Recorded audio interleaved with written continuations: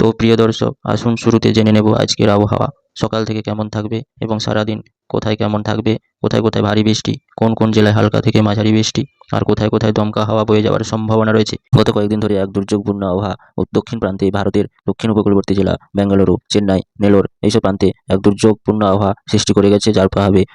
প্রবল ঝোড়ো বাতাস এবং প্রবল বৃষ্টি ঘটে গেছে পন্ডিচেরি, চেন্নাইয়ের উপকূলবর্তী জেলাগুলোতে। তবে এই দুর্যোগ কাটতে না কাটতে তারই প্রভাব আবার এক দুর্যোগপূর্ণ আবহাওয়া সৃষ্টির জোরালো সম্ভাবনা রয়েছে। আবহাওয়া সূত্রে জানা যাচ্ছে ফের এক দুর্যোগপূর্ণ আবহাওয়া এবং নিম্নচাপ সৃষ্টি হতে চলেছে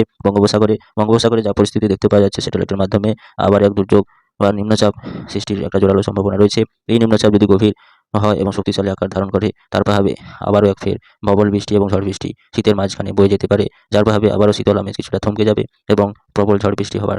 মহা দুর্যোগের একটা সৃষ্টি হতে পারে। এবং এই দুর্যোগ যদি আরও শক্তিশালী হয় এবং তা যদি বঙ্গোপসাগর এবং টপকে আমাদের পশ্চিমবঙ্গ এবং বাংলাদেশের উপকূলবর্তী জেলাগুলোতে অগ্রসর হয়, যার প্রভাবে উপকূলবর্তী জেলাগুলোতে আবার এক মহা দুর্যোগ এবং প্রবল ঝড় বৃষ্টি হওয়ার একটা জোরালো আশঙ্কা প্রকাশ করল আবহাওয়া দপ্তর।